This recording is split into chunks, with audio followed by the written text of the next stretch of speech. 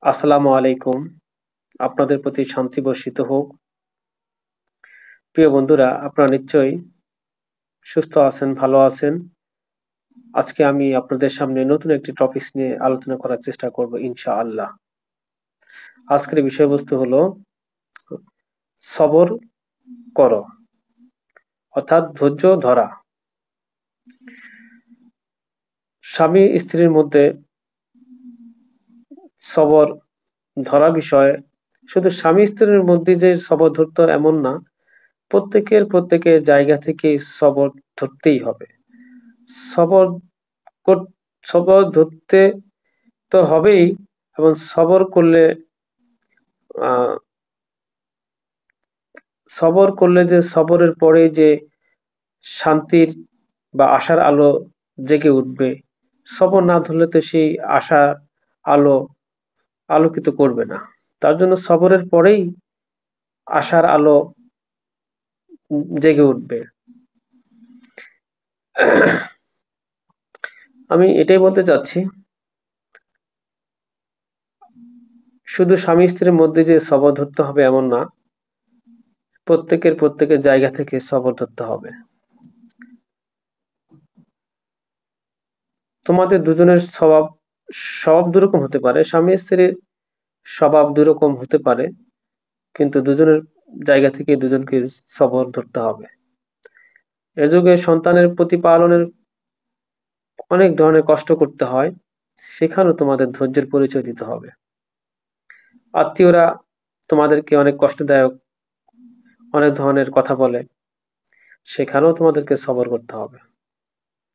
সংসারের মধ্যে বিপদ আপদ, বিভিন্ন ধরনের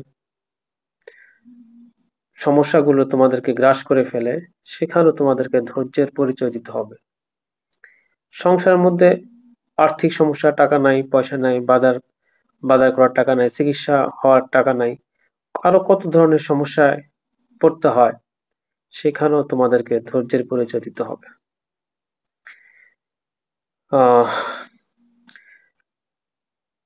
ইব্রাহিম আলাইসাল্লাম আগুনে নিক্ষিপ্ত হয়ে পরীক্ষিত হয়েছেন, নিজের কলিজার টুকরো সন্তানকে জবাই করার পরীক্ষাও পরীক্ষিত হয়েছেন। ইয়াকুব আলাইসাল্লামের দু চোখ কাঁদতে কাঁদতে, চিন্তায় চিন্তায় দুটি চোখ সাদা হয়ে গেছে। মুসা আলাইসাল্লামকে ফিরাউনের ও তার দুষ্ট চক্ররা কত না কষ্ট দিল। আমাদের প্রিয় নবীজি হযরত মুহাম্মদ সাল্লাল্লাহু আলাইহি ওয়াসাল্লাম অনেক পরীক্ষার সম্মুখীন হয়েছেন। নিজ সম্প্রদায়ের কাছ থেকে কত ধরনের কষ্ট পেয়েছেন তিনি। আরো সর্বশেষ সুসংবাদ সবরকারীদের জন্যই, এটা তো নিশ্চয়ই জানো। আল্লাহ তাআলা সবরকারীদের বিশেষ তালিকাভুক্ত করেছেন এবং তাদেরকে নিজ অনুগ্রহ সম্পর্কে সুসংবাদ দিয়েছেন। তিনি বলেছেন, তিনি বলেন, আর ধৈর্যশীলদের সুসংবাদ প্রদান করুন। সবর হচ্ছে মুক্তির চাবি, যেখানে সবর আছে সেখানে মুক্তি আসবেই। তোমাদের দুজনের সমস্যা আকাশ এবং জমিনের মালিকের কাছে তুলে ধরো, তার কাছেই সকল মুক্তির আধার। তোমাদের স্বামী স্ত্রীদের উপর যখন সমস্যা আপত্তিত হয়, সে সময়ের করণীয় কি, এই ব্যাপারে একটি আয়াত থেকে আমাদের শিক্ষা নিতে হবে। হে মুমিনগণ, ধৈর্য অবলম্বন করো, ধীরতা ও প্রদর্শন করো, নিজেদের প্রতিরক্ষাকল্পে পারস্পরিক বন্ধনে মজবুত করো এবং আল্লাহকে ভয় করো, যাতে তোমরা সফল কাম হতে পারো। প্রিয় নবীজির হাদিস থেকে একটু বলার চেষ্টা করছি। আল্লাহ যখন কোনো বান্দার তাকদীরে একটা সমস্যা লিখে রাখেন, আর সে পর্যন্ত ওই বান্দা নিজ আমলের গুণে পৌঁছাতে না পারে, তখন আল্লাহ তাআলা তাকে তার শরীর বা সম্পদ বা সন্তানের কোনো পরীক্ষায় ফেলেন। এরপর সে সবর করতে করতে উক্ত মর্যাদা অর্জন করে, যেটা আল্লাহ তার তাকদীরে লিখে রেখেছেন। পরীক্ষায় পতিত মুমিনদের জন্য সুসংবাদ। স্বাগতম।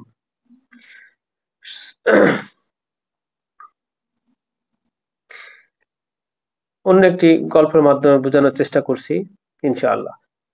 এক স্বামীর গল্প। তার স্ত্রী 5 বছর ধরে শয্যাশায়ী, মানে বিছানায় পড়ে গেছে, অর্থাৎ নড়াচড়া করতে পারে না, নড়তেও পারে না, চড়তেও পারে না। শরীরের কোনো অংশেই সে নাড়াতে পারে না, কেবল মাথাটা কিছুটা হলেও নড়ে, আর দু চোখ। রোগে রোগে ক্ষয়ে যাওয়া শরীর, রোগ যেন তাকে শেষ করে দিয়েছে। যদি তুমি তাকে দেখতে, মনে করতে সে বুঝি শেষ প্রহর গুনছে, শুধু মৃত্যুর অপেক্ষায়। এই অবস্থায় সে 5 বছর ধরে পড়ে আছে। অসুস্থতা তার কাঁদার শক্তিও কেড়ে নিয়েছে, কাঁদতেও সে পারে না, এমনও শক্তি তার মধ্যে নেই। এমনকি বলার শক্তিও কেড়ে নিয়ে কেড়ে নিয়েছে তার শোনার শক্তি। তার স্বামী বলেন, আমি তার সেবা করি, তাকে গোসল করাই, পরিষ্কার করি। অন্য কেউ এসব কাজ করে দিক তা আমি চাই না মোটেও।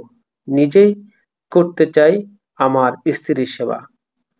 25 বছর ধরে আমরা একসঙ্গে আছি, আমাদের কোনো সন্তান নেই। 5 বছর আগে সে অসুস্থ হয়ে পড়ে। সবকিছু আল্লাহর পক্ষ থেকে। আলহামদুলিল্লাহ।